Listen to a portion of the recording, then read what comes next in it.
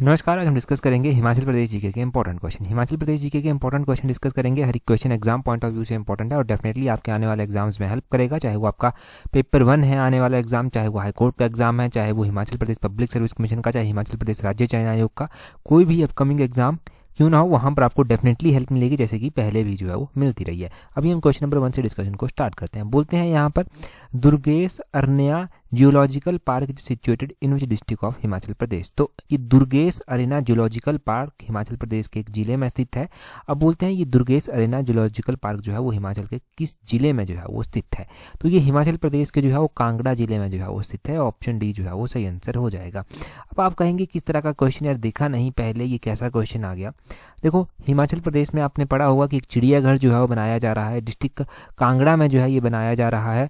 District Kangra के बनखंडी में जो है ये बनाया जा रहा है।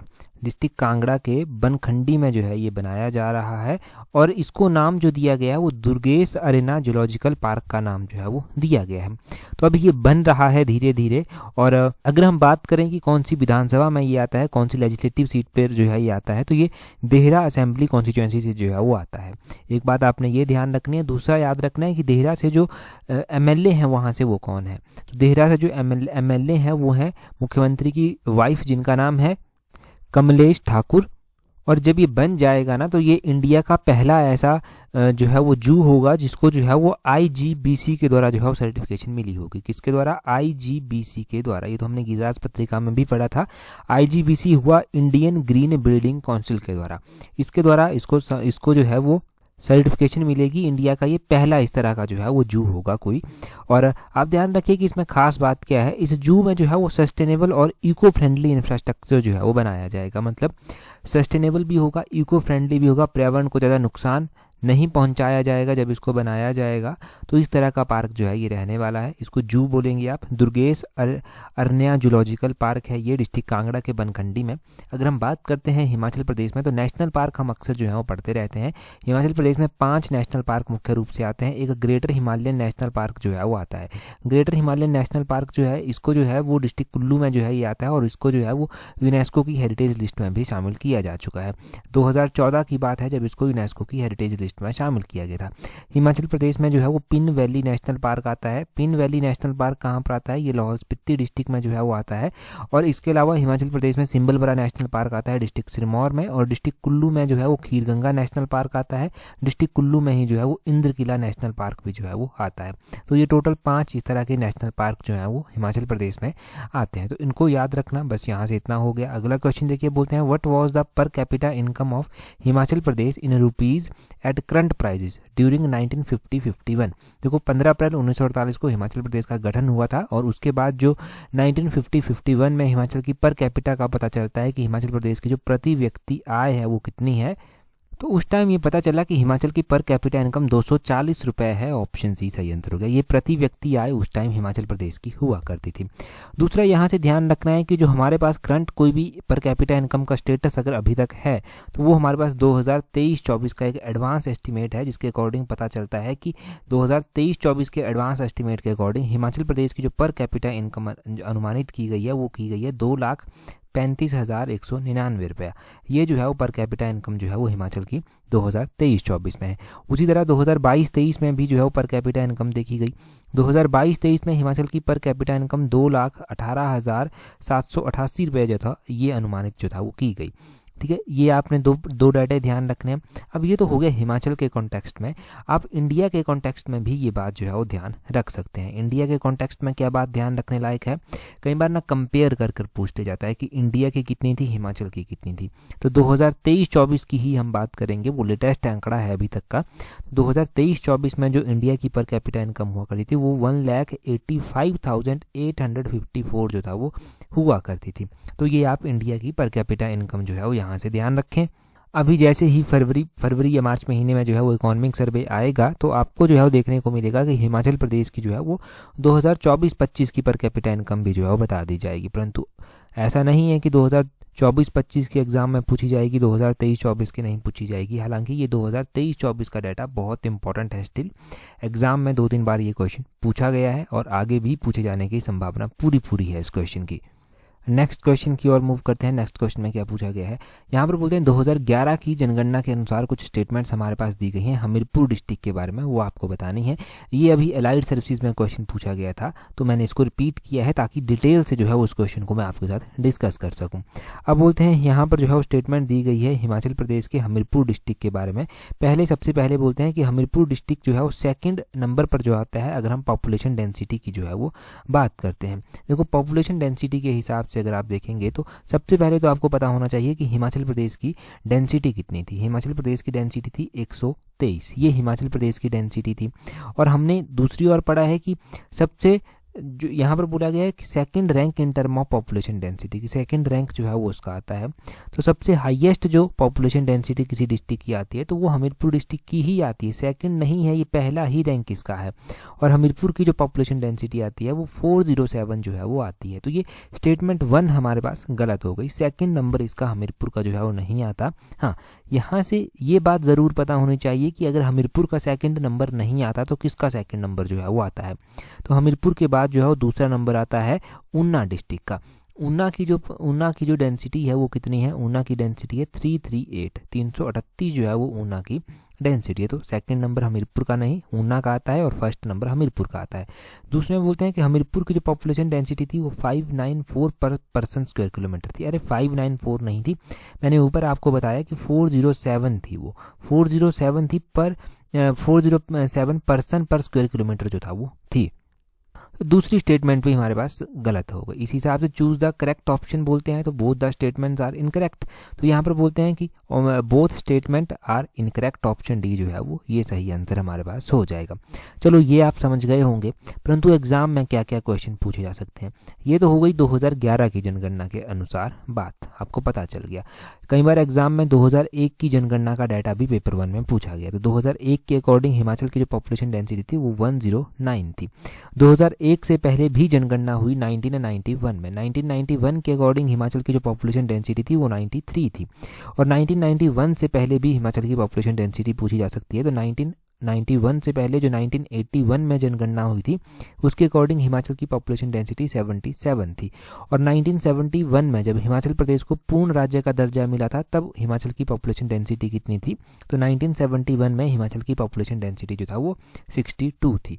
तो ये आपने अब यहाँ से सारा ध्यान रखना है। प्रीवियस मैंने 4-5 आपको जो है सेंसस बता दिए, जनगणनाएं बता दी, इनके अकॉर्डिंग कोई सी भी पूछी जाए, कंपेयर करने को पूछा जाए, उनके बीच का डिफरेंस पूछा जाए, जैसे 2001 और 2011 का डिफरेंस, तो वो आप कैलकुलेट अब आप कर सकते हैं। बस याद रखना ही है इसको, ये कोई बहुत बड़ा मैथ नहीं है, बस इतना याद रखिए। और हमीरपुर डिस्ट्रिक्ट हमने क्लियर कर लिया।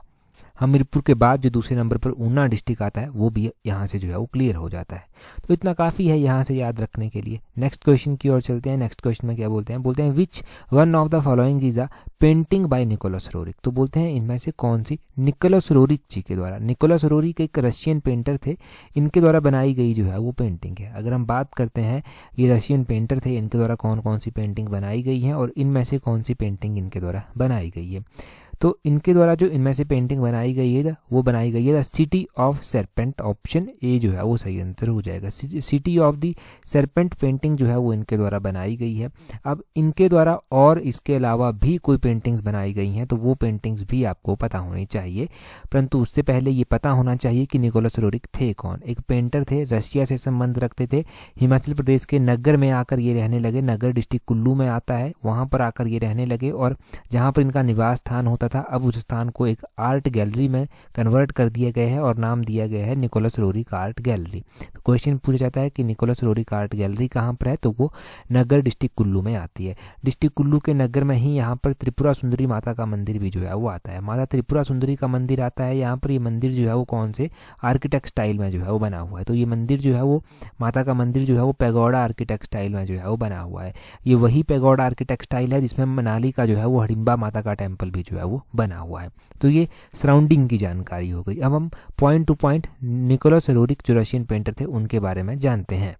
तो यहाँ पर देखिए जो इनके द्वारा मुख्य रूप से पेंटिंग्स बनाई गई हैं, वैसे तो पेंटिंग बहुत ज़्यादा बनाई गई हैं, बहुत सारी हैं इनके द्वारा बनाई गई, परंतु मुख्य रूप से जो बनाई गई हैं वो कौन कौन सी पेंटिंग है। एक ड्रॉप ऑफ लाइफ हो गया, पीरियड ऑफ स्ट्राइविंग हो गया, साइंस ऑफ मैत्रेय हो गया, बैनर ऑफ द ईस्ट हो गया, तिब्बतन स्ट्रॉन्ग होल्ड हो गया, बुद्धा द गिवर हो गया, कल्कि अवतार इनके द्वारा पेंटिंग बनाई गई, द लास्ट एंजल पेंटिंग बनाई गई, ओमिनस साइन एक पेंटिंग बनाई गई, ह्यूमन डीड्स बनाई गई, डोम्ड सिटी बनाई गई, ल्यूरिड ग्लेयर बनाई गई, द सिटी ऑफ सेरपेंट बनाई गई इनके द्वारा।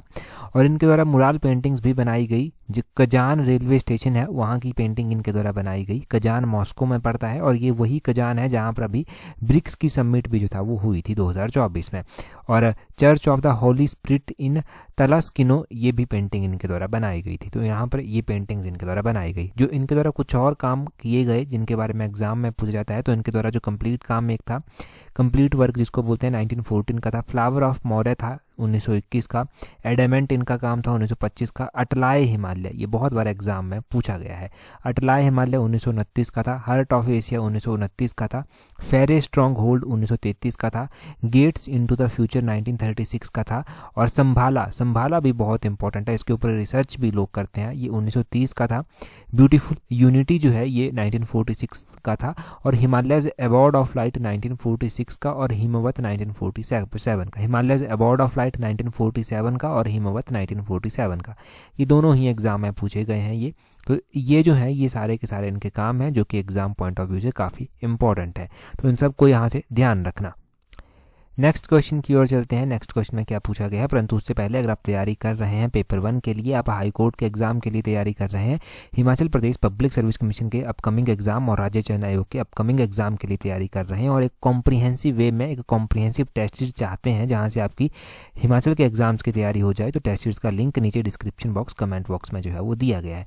टेस्ट सीरीज को आप ज्वाइन करेंगे तो इसमें जो है वो अभी आप स्लॉट 1 में खुद को रजिस्टर कर सकते हैं, और जितने भी टेस्ट हमने अभी तक डिस्कस किए हैं, चाहे वो हिमाचल जीके के 11 टेस्ट हो गए, चाहे वो नेशनल इंटरनेशनल जीके के जो है वो 5-6 टेस्ट हो गए, उन सभी में जो है वो वीडियो एक्सप्लेनेशन से जो है वो चीज़ों को बताया गया है, ताकि आप अभी नोट्स को अपडेट कर सकें और पेपर से पहले कम से कम 1-2 बार जो है वो वीडियो एक्सप्लेनेशन के माध्यम से अच्छे से रिविज़न कर सकें, और वो चीज़ें आपको जो है वो एक अच्छा स्कोर लाने में जो है वो हेल्प करेंगी। तो अच्छा स्कोर चाहते हैं एग्ज़ाम में लाना और अपनी छोटी छोटी कमियों को जो है वो दूर करना चाहते हैं, तो ये एक अच्छा स्टेप होगा, अभी टाइमली स्टेप होगा आपका, जो आपके लिए काफ़ी बेनिफिशियल रहने वाला है। तो नीचे डिस्क्रिप्शन बॉक्स कमेंट बॉक्स में लिंक दिए गए हैं, वहाँ से आप खुद को रजिस्टर कर सकते हैं स्लॉट 1 में अभी।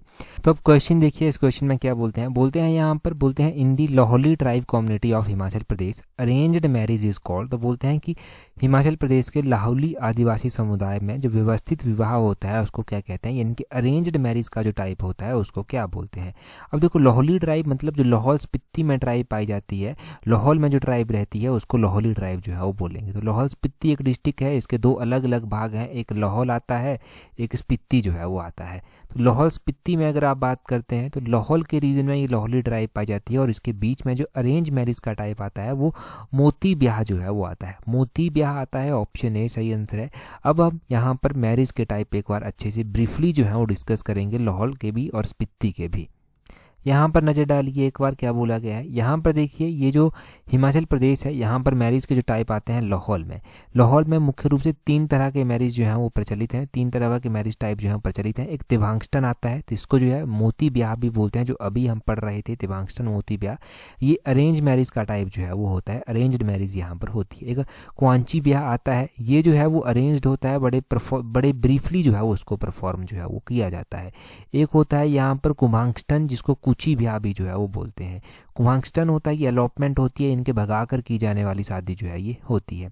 अब मैरिज टाइप इन स्पीति अगर हम बात करें तो यहाँ पर अरेंज्ड मैरिज टाइप होते हैं, और यहाँ पर जो है वो खानदुम टाइप की मैरिज होती है। खानदुम का मतलब है कि लड़की या फिर कोई लड़का अपने पेरेंट्स की इच्छा के अनुसार जाकर जो है वो शादी नहीं करता, उनकी इच्छा के अगेंस्ट जाकर वो शादी करता है, तो उसको खानदुम बोलेंगे। अब देखो, लाहौल स्पीति में डाइवोर्स का टाइप भी होता है। लाहौल स्पीति में अगर हम डाइवोर्स के टाइप की बात करते हैं तो उसको जो है वो कुपछाछा कहा जाता है, कुपछाछा, इस तरह से प्रोनाउंसिएशन देख लेना। तसुत्थवाक्ची भी इसको बोलते हैं। ये रिचुअल होता है डाइवोर्स का यहाँ पर, और इसमें क्या किया जाता है, एक वुलन थ्रेड लिया जाता है, एक ऊन का धागा लिया जाता है, उसको जो है वो बांधा जाता है, और छोटी उंगली के साथ बांधते हैं और उसको जो है वो खींचते हैं, और जैसे एक साइड से लड़का बांध लेगा, एक साइड से लड़की बांध लेगी, खींच लेंगे, जब वो टूट जाएगा तो वो डाइवोर्स जो है वो मान लिया जाता है। किसी बड़े व्यक्ति की प्रेजेंस में जो है ये चीज़ें होती हैं वहाँ पर। तो ये लाहौल के स्पीति के बारे में आपको पता चल गया। यहाँ पर जो है वो इस तरह से जो है वो मैरिज के टाइप परफॉर्म होते हैं। ठीक है जी, इतना आपने यहाँ से ध्यान रखना है, वो काफ़ी है एग्जाम पॉइंट ऑफ व्यू से ध्यान रखने के लिए लाहौल के बारे में। यहाँ पर ना ऑप्शन में कुआ ब्याह भी दिया गया है। कुआ ब्याह की अगर हम बात करें तो ये मैरिज का टाइप होता है, ये स्वांगला ट्राइब के बीच में जो है वो मैरिज का टाइप होता है। और ये किस तरह की मैरिज होती है, ये मैरिज बाय कैप्चर होती है। इसमें कैप्चर यानी कि भगा लिया जाता है या फिर ऐसे किडनैप टाइप में, इस तरह से जो है ये होती है। और एक खानदुम ब्याह भी होता है, खानदुम। तो खानदुम ये मैरिज का टाइप है। वैसे खानदुम जो मैरिज का टाइप है वो कौन सी ट्राइब के बीच में परफॉर्म किया जाता है, तो खानदुम परफॉर्म किया जाता है स्पीति में। ये होता है, हम पढ़ रहे थे कि लड़का या लड़की अपने पेरेंट्स की विशेस के अगेंस्ट जाकर जो है वो शादी करता है, तो ये खानदुम वहाँ पर जो है वो मैरिज का टाइप होता है। ये बिनांग हचीश होता है। ये बिनांग हचीश जो है वो एक लव मैरिज का टाइप जो है वो होता है। और ये जो है वो किन्नर्स के बीच में जो है वो लव मैरिज का टाइप जो है वो होता है। किन्नर्स के बीच में लव मैरिज का टाइप जो है वो किन्नौर में ये होता है। तो इतना आप मैरिज के टाइप के बारे में ध्यान रखिए। हमने पहले भी बहुत ब्रीफली पढ़ा है, अभी भी अब अच्छे से रिवाइज हो गया लाहौल के बारे में, और बाकी डिस्ट्रिक्ट ऑप्शंस के अकॉर्डिंग आपने जान लिए। अगला क्वेश्चन देखिए, बोलते हैं which Raja of Sirmaur district of Himachal Pradesh led the foundation of Nahan city. ये बहुत बार एग्जाम में क्वेश्चन पूछा जाता है, हमने रिवाइज भी बहुत बार किया है, परंतु चलो फिर भी भूल जाता है तो टाइम टू टाइम याद करवाना भी ज़रूरी है। बोलते हैं कि नाहन शहर की स्थापना किसके द्वारा की गई थी। सिरमौर का जो हेडक्वार्टर आता है ना वो नाहन में आता है, और सिरमौर का हेडक्वार्टर नाहन में आता है। तो नाहन की जो स्थापना की गई थी वो किसके द्वारा की गई थी। नाहन के राजा हुआ करते थे जिनका नाम था करम प्रकाश, तो करम प्रकाश के द्वारा नाहन की स्थापना की गई थी। ऑप्शन सी जो है वो सही आंसर आ जाएगा। अच्छा चलो ठीक है कि करम प्रकाश ने जो था वो नाहन की स्थापना की थी। क्वेश्चन पूछने वाला तो ये भी पूछ लेगा कि कौन से ईयर की जो था ये बात रही थी, तो ये लगभग 1621 की जो था वो बात रही थी। 1621 में जो था वो स्थापना की गई थी। और राजा करम प्रकाश जो हुआ करते थे इनके द्वारा राजधानी भी शिफ्ट कर ली गई। पहले राजधानी सिरमौर के कालसी में जो था वो हुआ करती थी, इन्होंने राजधानी को शिफ्ट किया कालसी से, और नाहन में जो था वो इन्होंने अपनी राजधानी बना दी, और नाहन शहर की स्थापना जो था वो इन्होंने कर दी थी। नाहन में एक किला भी बनवाया गया जिसको इन्होंने नाहन किले का नाम दिया। नाहन फोर्ट जो है वो भी इनके द्वारा ही जो था वो बनवाया गया था। अगर हम सिरमौर की बात करते हैं तो इसके बाद मंधाता प्रकाश हमें राजा देखने को मिलते हैं करम प्रकाश के बाद, और मंधाता प्रकाश जो था वो शाहजहां के समकालीन हुआ करते थे।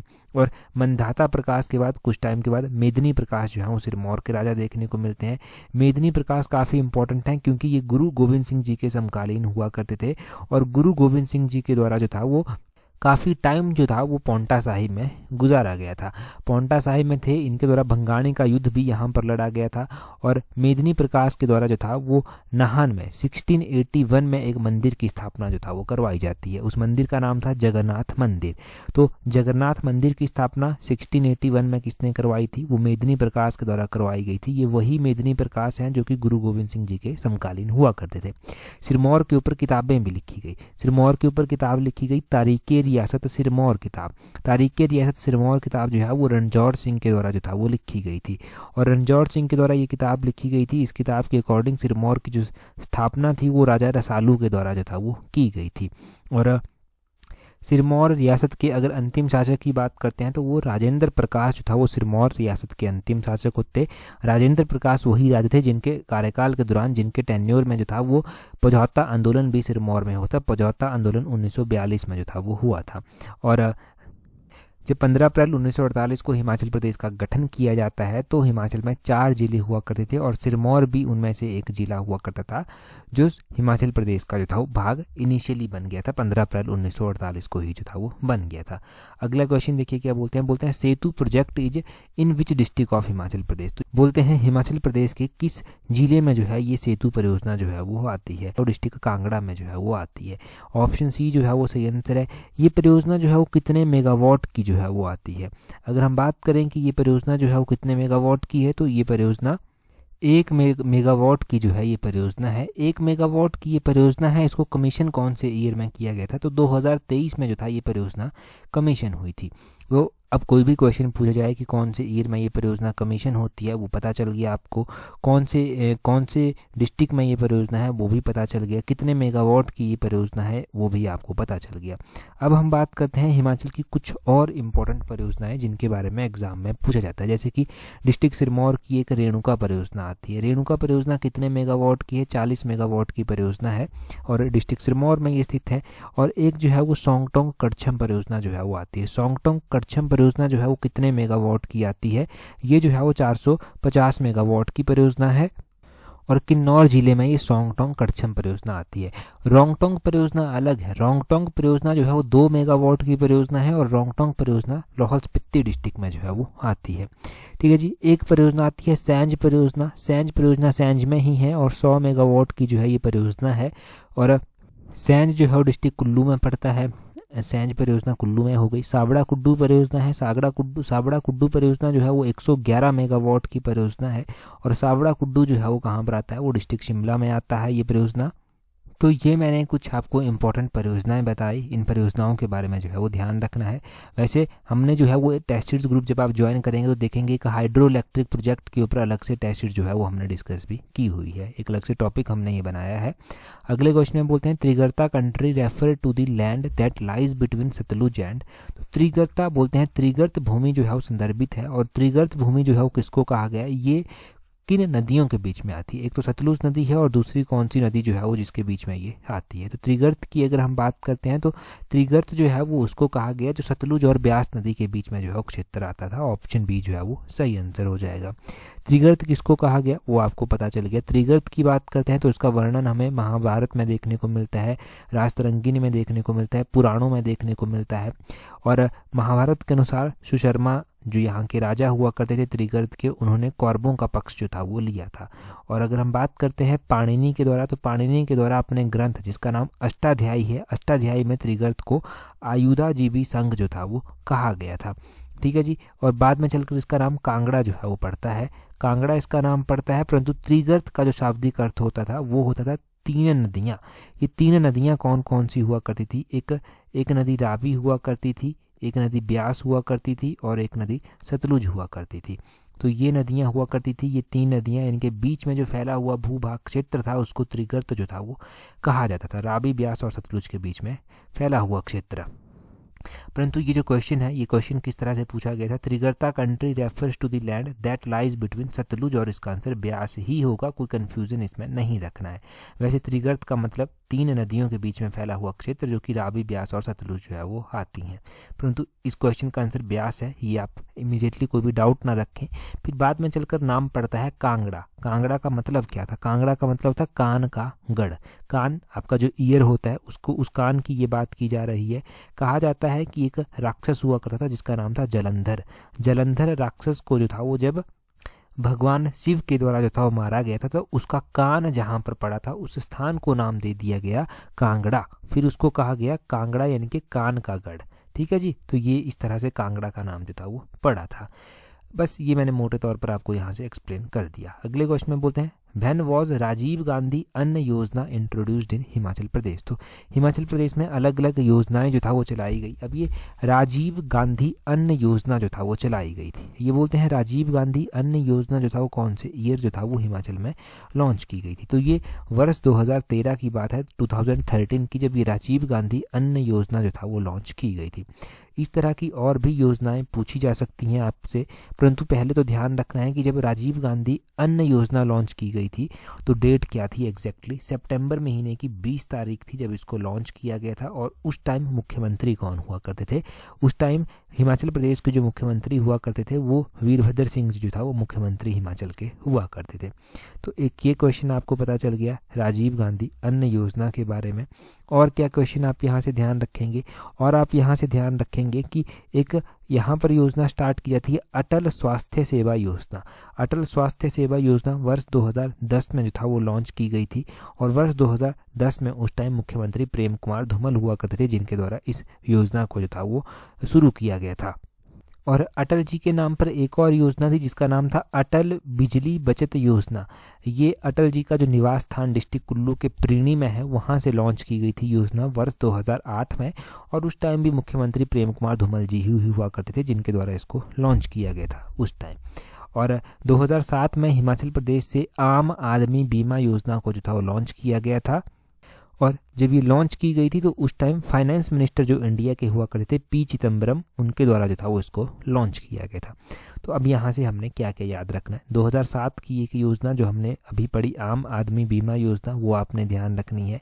2008 की आपने योजना ध्यान रखनी है। 2008 में जो प्रेम कुमार धूमल मुख्यमंत्री थे अटल बिजली बचत योजना लॉन्च की गई। 2008 के बाद 2010 में एक योजना जो था वो लॉन्च की गई जिसको अटल स्वास्थ्य सेवा योजना का जो था वो नाम दिया गया था, वो आपने ध्यान रखनी है। और एक आपने राजीव गांधी अन्न योजना जो था वो ध्यान रखनी है। ये योजनाएं हो गई। अगले क्वेश्चन में देखिए क्या बोलते हैं which of the following statement is correct, कौन सी स्टेटमेंट सही है। बोलते हैं इन 1966 total number of district in Himachal Pradesh was 8, कि 1966 में हिमाचल प्रदेश में जो कुल जिलों की संख्या हुआ करती थी वो 8 हुआ करती थी। हम पहली ही स्टेटमेंट को सबसे पहले डिस्कस करते हैं। तो 1966 में ना हिमाचल प्रदेश में क्या हुआ था, कुछ जिले जो था वो बनाए गए थे। क्या पूरी बात हुई थी वो पता होनी चाहिए आपको। 1966 में पंजाब का पुनर्गठन जो था वो किया गया था, और 1 नवंबर 1966 की बात है कि हिमाचल प्रदेश में जो था वो 4 नए जिले जो था वो जोड़े गए थे, और जिलों की संख्या जो था वो 10 हो गई थी। इससे पहले 6 जिले हुआ करते थे, फिर 4 और जोड़ दिए गए, तो total number of district Himachal में 10 जो था वो हुआ करते थे 1966 में, ना कि 8 हुआ करते। तो पहली स्टेटमेंट तो गलत है। आगे बोलते हैं इन 1967 total number of legislative assembly member was 60। तो बोलते हैं total number of legislative assembly के जो मेंबर थे वो 68 थे क्या। अगर हम बात करते हैं कि 1967 में भी इलेक्शन होते हैं, और 1967 में जो इलेक्शन होते हैं वो कितनी सीटों पर इलेक्शन होते हैं, तो वो 60 सीटों पर इलेक्शन होते हैं, ना कि 68 पर नहीं होते, ये 60 सीटों पर इलेक्शन होते हैं। और 60 सीटों पर जब इलेक्शन होते हैं तो उस टाइम भी मुख्यमंत्री जो था वो डॉक्टर यशवंत सिंह परमार ही जो था वो बने थे। और डॉक्टर यशवंत सिंह परमार जो था वो 1967 में तीसरी बार जो था वो मुख्यमंत्री बनकर आए थे। तो ये दूसरी स्टेटमेंट भी गलत है। बोलते हैं चूज द करेक्ट पेयर, तो इनमें से कोई भी करेक्ट नहीं है। Option D none of these जो था वो सही आंसर इसका होगा। तो इस तरह से जो है ये स्टेटमेंट्स हो गई। प्रेजेंट टाइम में अगर हम देखेंगे कितनी विधानसभा की सीट्स हमारे पास है, तो हमारे पास 68 विधानसभा की सीट्स आती हैं। और प्रेजेंट टाइम में लोकसभा की सीट्स की बात करें तो हमारे पास 4 लोकसभा की सीट्स आती हैं। राज्यसभा की सीट्स की बात करें तो 3 राज्यसभा की सीट्स जो है वो आती हैं। तो ये प्रेजेंट टाइम का स्टेटस है। आपने जो है उससे पहले का भी जान लिया। अगला क्वेश्चन अभी हम देखेंगे, परंतु उससे पहले देखिए, अगर आपने टेलीग्राम पर हमें ज्वाइन नहीं किया है तो अपने टेलीग्राम से @allexam31 इस तरह से सर्च करना, आपको हमारा टेलीग्राम चैनल मिल जाएगा। 36,000 के करीब एस्पिरेंट जुड़ चुके हैं, आप भी जुड़ जाइए। बोलते हैं अगले question, which monastery houses are 100 million mani wheel which turn by itself on special Buddhist occasion. तो बोलते हैं कि किस मठ में, किस मोनेस्ट्री में 100 मिलियन मणि पहिया है जो कि विशेष बौद्ध अवसरों पर अपने आप घूमता है। तो 4 ऑप्शंस आपके पास दिए गए हैं। ये मोनेस्ट्री का नाम आपको बताना है। इससे पहले जो मिशन एलाइड का एडिशन था उसमें पहला ही क्वेश्चन हमने ये डिस्कस किया था। जल्दी से कमेंट करके बता दीजिए। That's all for today. Thank you very much for watching and listening it very patiently.